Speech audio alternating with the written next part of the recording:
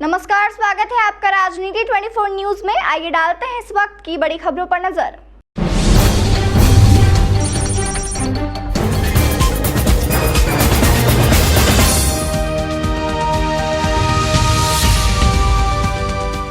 Cyber crime के तहत किसी भी माध्यम से फरियादी के रुपए निकाल लेने और शिकायत के बाद अकाउंट को सीज करके फरियादी के रुपए वापस दिलाने का सिलसिला इंदौर क्राइम ब्रांच करती आ रही है। लेकिन किन्हीं मामलों में सूचनाओं के आदान प्रदान में आ रही दिक्कतों को लेकर क्राइम ब्रांच के एडिशनल डीसीपी की मौजूदगी में इंदौर के पुलिस कंट्रोल रूम में एक बैठक शहर के लगभग सभी बैंक के वरिष्ठ अधिकारियों के साथ की गई।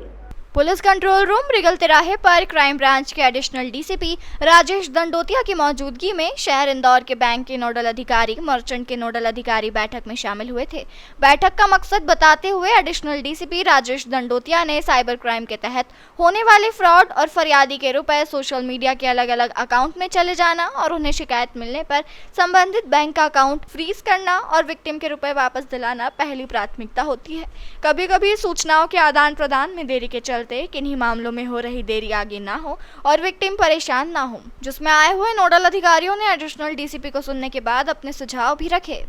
ये इसमें अभी साइबर क्राइम की जिस तरह से घटनाएं होती हैं और तत्काल जैसे ही फ्रॉड होता है साइबर क्राइम का, उस विक्टिम्स के अकाउंट से पैसे चले जाते हैं, कहीं पे डिजिटल वॉलेट में चले जाते हैं, पेटीएम में चले जाते हैं, कई जो गेटवे बने हुए हैं उनमें चले जाते हैं और मर्चेंट्स कई बने हुए हैं। तो इसमें कई बार क्या होता है कि त्वरित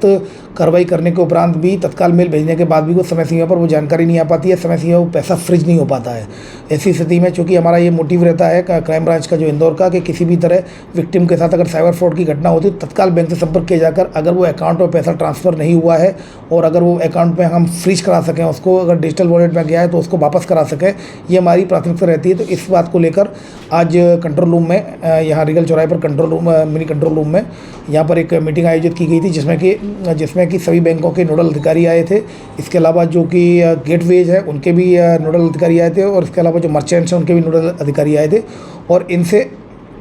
डिस्कशन किया गया है। कुछ समस्याएं, क्या क्या व्यवहारिक समस्याएं आती हैं उनके द्वारा भी साझा की गई। हमारे द्वारा भी बताया गया कि किस तरह से विक्टिम को, हम दोनों लोग मिलकर किस तरह से विक्टिम को अधिक से अधिक उसको पीड़ित होने से बचा सकें, अधिक से अधिक उसको लाभ दिलवा सकें, क्योंकि उसका जो पैसा वापस करा सकें, जो उसका पैसा फ्रीज चला जाता है, जो अकाउंट में ट्रांसफ़र हो जाता है, जो साइबर फ्रॉड की धोखाधड़ी की बड़ी संख्या में जो शिकार होते हैं, तो उनको कुछ हद तक न्याय दिलवाने के लिए दोनों एजेंसी है जो बैंक के नोडल ऑफिसर्स हैं उनके द्वारा भी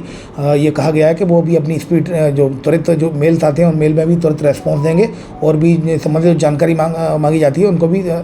समय सीमा में जानकारी प्रदान करेंगे।